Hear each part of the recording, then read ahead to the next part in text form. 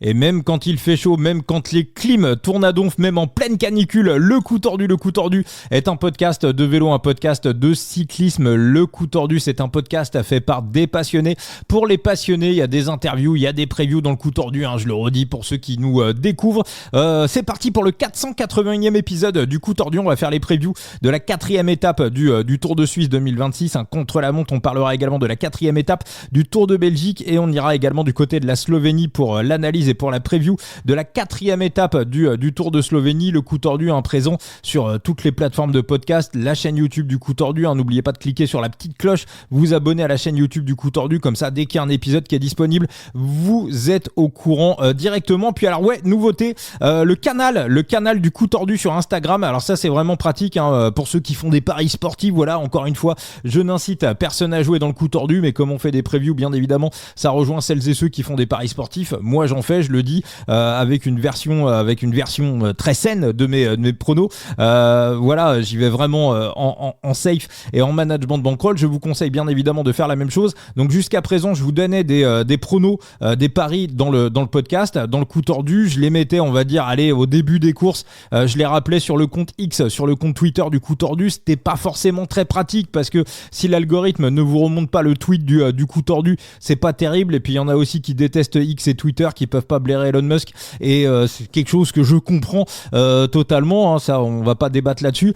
Donc voilà, donc vous allez sur le compte Instagram du Coup Tordu, il y a un canal de discussion dans lequel je peux vous donner des infos, dans lequel je peux vous dire quand il y a un podcast qui sort, dans lequel je vous rappelle également les pics, les bêtes que je prends. Je peux vous les mettre également au même moment où je les publie sur X, sur Twitter. Donc pour ceux qui sont allergiques à X et à Twitter et qui veulent avoir un récap des bêtes et qui veulent connaître également en temps réel l'actualité du Coup Tordu, je vous laisserai des petits commentaires également sur les courses, je vous ferai des récaps des bêtes du jour. Donc vous allez sur le compte Instagram du Coup Tordu et puis vous vous abonnez tout simplement au canal de diffusion, c'est entièrement gratuit bien évidemment, et vous recevrez dans votre messagerie privée sur Instagram directement toutes les infos et tous les pics du Coup Tordu. Je suis en solo pour cet épisode, pour ce 481e épisode. Alors en solo pour pas très très longtemps, parce qu'il y a bien évidemment le Tour de France qui approche et on vous prépare un Tour de France 2026, j'ai envie de dire assez dingue. Alors d'ici là, bien évidemment, je vous annonce un peu la suite du programme. Vous aurez encore un podcast ce samedi. On sera bien évidemment l'étape reine,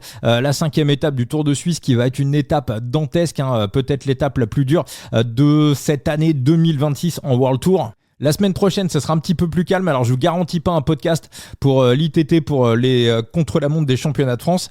En revanche, vous aurez un podcast pour les courses en ligne, voilà, pour les courses en ligne des championnats de France. On fera les hommes, on fera les femmes, bien évidemment. Il y aura un invité, voilà, je vous le dis, des interviews, des previews.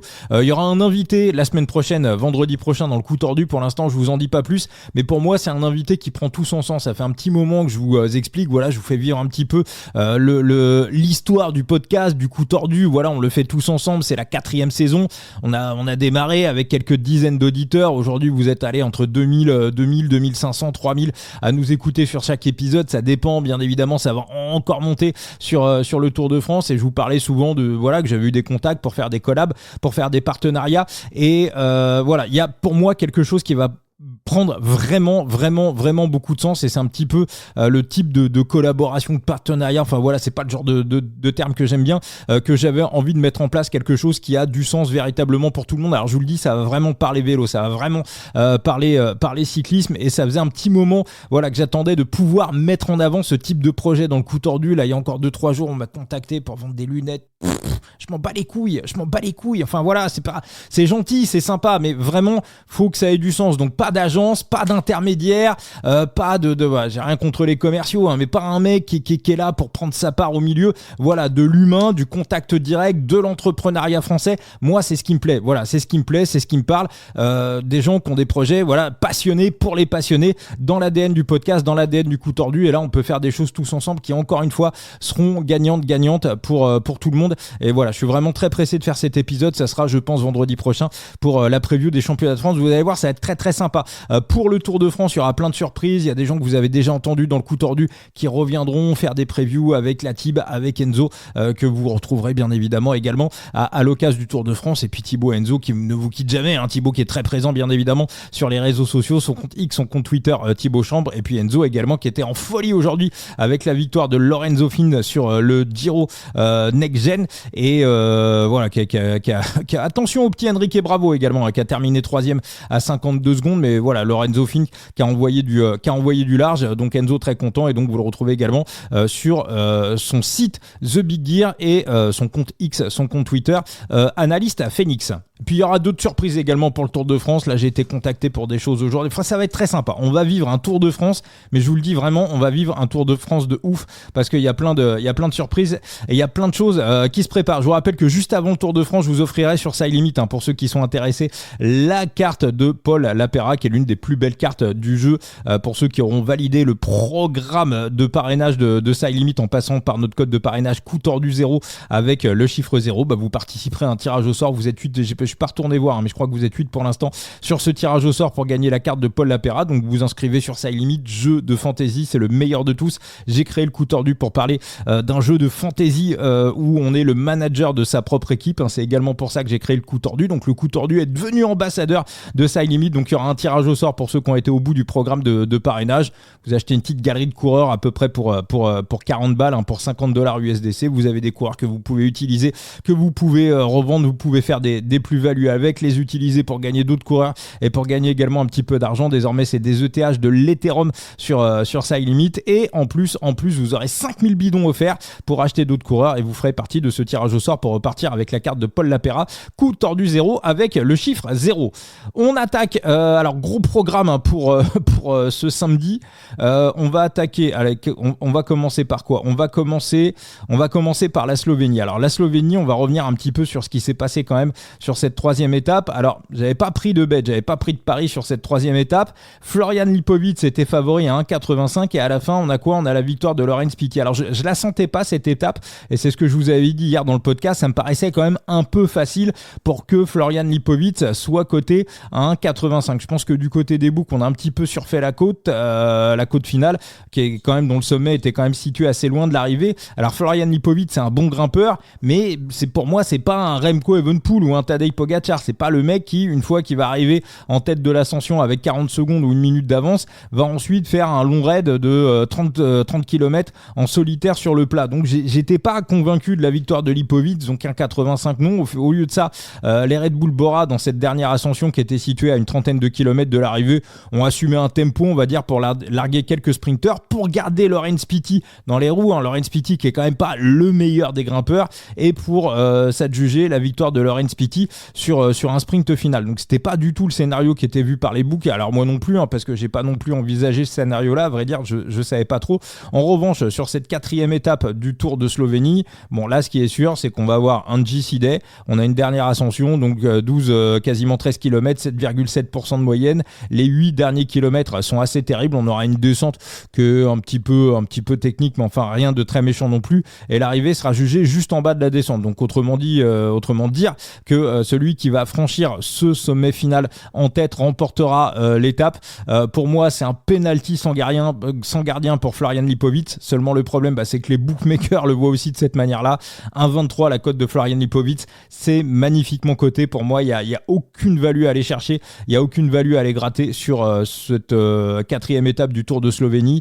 Alors après, pour ceux qui sont joueurs, on peut tenter éventuellement un peu du Pozzo en top 3. Quel est l'état de forme de Giulio Pellizzari après le Giro? C'est vrai que c'est assez intéressant cette période. On a un petit peu les courbes qui se croisent entre ceux qui sortent de stages d'altitude, qui préparent le Tour de France et la deuxième partie de saison, et ceux qui ont fait le Giro, qui sont sur la surcompensation du Giro et qui vont partir en vacances, on va dire peut-être juste après les championnats nationaux, qui seront en vacances pendant le Tour de France et puis qui repartiront un petit peu faire du sang frais par la suite pour aller préparer la Vuelta et les objectifs de fin de saison. Donc c'est vrai qu'on est un petit peu à la croisée des chemins actuellement. Sinon sur les grimpeurs que j'aime bien, j'aime bien le petit Fanchelou de la MBH, bon petit coureur. Alors est-ce que j'irai le mettre en top 3? Non, mais je pense qu'il sera pas très très loin. Et Pozzo, ça peut être la grosse surprise également, top 2, top 3. Omzrel aussi, mais enfin pour moi je vois pas si Lipovic est battu sur cette étape-là. Alors le seul scénario où il est battu et ça va, c'est Pellizzari qui se sera accroché dans ses roues. Mais pour moi, si Lipovic le remporte pas cette étape, il va envoyer un très mauvais signal à la fois à son équipe et à la fois à la concurrence à moins de 2 semaines du Tour de France. On va basculer sur le Tour de Suisse. Alors on a un ITT, on a un contre-la-montre. Contre-la-montre assez intéressant, on a 24 km, c'est relativement plat, on a quelques relances. Dans l'idée, ça me fait un peu penser, rappelez-vous, au contre-la-montre de Laval que Pogačar avait remporté, ça devait être sur le Tour 2023, je crois. Je ne sais plus exactement, Tour 2022, il me semble. Alors après, dans l'idée du profil, après, ça reste quand même assez, on va dire, assez mal plat sur cette étape. Enfin, assez mal plat, non, Laval c'est mal plat, là c'est quasi plat, il y a très très peu de dénivelé. Alors je vous explique un petit peu comment je prépare mes bets, j'analyse la course, je regarde, je mets mes favoris, je mets mes pourcentages et pour moi, on arrivait sur Pogačar, Vacek, McNulty et pour les bookmakers, on arrive sur Pogačar, Vacek, McNulty avec à peu près les pourcentages que j'avais imaginé. Alors peut-être Pogačar, peut-être un petit peu bas. Voilà, Pogačar à 1,90 sur ce type d'exercice. Alors bon, je pense qu'il est rassuré pour l'état de santé de sa femme, pour Urska, donc il va être à 100%, il va vouloir se tester sur le Tour de France. C'est vrai que si on regarde les chronos et les chronos plats, Pogačar quitte à très rarement les 3 premières places des contre-la-montre. Il a quand même une tendance sur les grands championnats, Poggi a tendance à se louper, tout simplement parce que quand on est sur des courses par étapes et encore plus sur des grands tours, Pogačar, il a cette classe naturelle de tous les coureurs de grands tours. Pourquoi les coureurs de grands tours sont meilleurs que les autres? Tout simplement parce qu'il y a un statut récupération qui est largement supérieur à tous les autres. Il récupère beaucoup mieux que les autres. Il paraît que Pogačar, sur une 3e semaine de grand tour, ça, voilà, c'est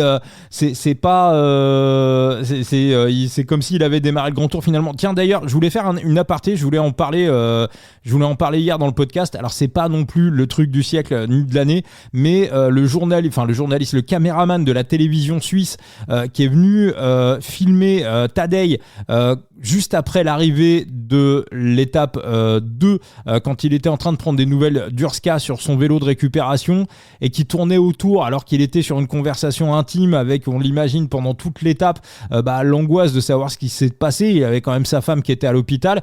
J'ai trouvé ça assez malsain. Voilà, j'ai trouvé ça assez malsain. Je suis convaincu que, on en parle des fois, mais voilà, je pense que par exemple Louis-Pierre ou Flo, qu'on a déjà eu dans le podcast, on a déjà parlé avec eux. Je pense que s'ils avaient été au bord j'en suis sûr, même à 1000%, je pense que s'ils avaient été au bord de la pelouse, entre guillemets, au bord du terrain, ils se seraient jamais amusés à ça. Donc voilà, le journaliste suisse, est-ce qu'il s'est rendu, le caméraman, est-ce qu'il s'est rendu compte, je sais pas qui il était, ni ce qu'il cherchait, mais j'ai pas trouvé ça sympa.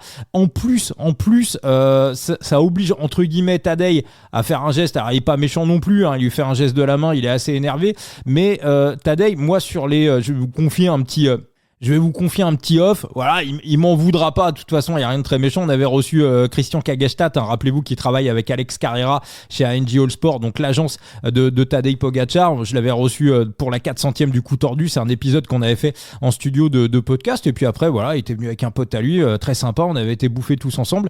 Et puis, ce qu'il me racontait, c'est que Tadej, avant les courses, le matin, même sur les étapes de Tour de France, même quand c'est très très tendu, avec Urska, c'est vraiment des gens très gentils, quoi.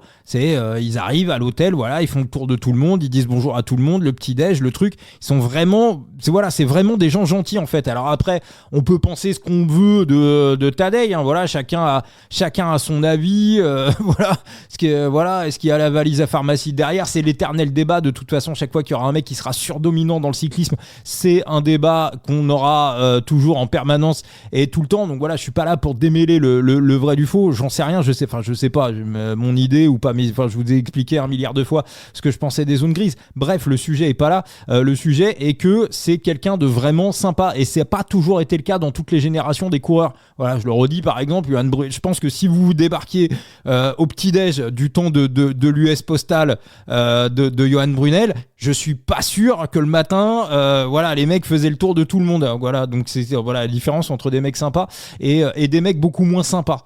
Donc voilà, donc Tadej, voilà, l'obliger à aller faire un geste un peu d'énervement comme ça, c'est vraiment qu'il faut faire quelque chose de pas bien, parce que c'est un mec, voilà, sur les retours qu'on a, de toute façon on le voit avec les enfants, les autographes, tout, c'est un mec gentil, voilà, ça se voit que c'est vraiment un mec gentil et qui reste assez ouvert et assez accessible bien évidemment au statut qu'il a, par rapport au statut qu'il a. Donc j'ai trouvé que c'était hyper maladroit et hyper pas bien. Donc Pogačar qui a tendance à réaliser de bons chronos sur les courses par étape. Alors si on était sur la 2e ou 3e semaine d'un grand tour, je vous dirais qu'il serait encore plus fort. Là on est qu'au 4e jour de ce Tour de Suisse. Pour moi il peut y avoir match avec Matthias Vacek.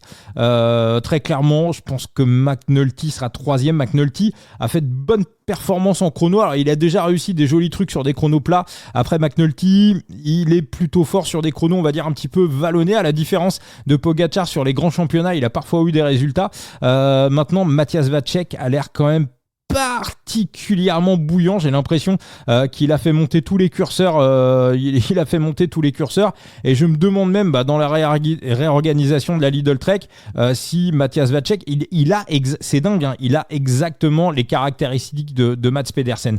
C'est un Mats Pedersen en puissance. Ça va être la suite de Mats Pedersen. Il est sur les mêmes qualités. Peut-être un peu moins bon sprinter sur le plat, peut-être un peu meilleur puncher, on va dire, ou un peu meilleur grimpeur, hein, c'est complètement dingue, hein, même si c'était pas un Pogačar à 100% sur l'étape qu'on a eue ce jeudi, réussir à le tenir sur une ascension de 5 minutes, c'est pas à la portée de tout le monde.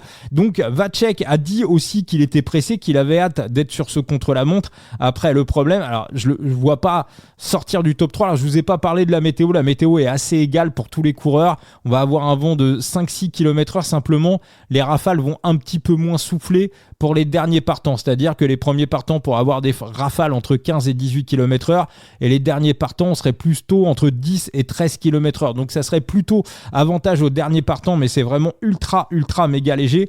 Mais voilà, le problème de Matthias Vacek, la victoire elle est à 4, alors, il y a peut-être une légère value sur la victoire, et le top 3 à 1,45, alors ça pour moi il n'y a pas du tout de value. Donc finalement c'est assez bien coté. Voilà, c'est assez bien coté. 1,90 Pogačar, 4 pour Vacek et pour McNulty. Alors après la value est peut-être sur Alex Segard. Qui sort du Tour d'Italie.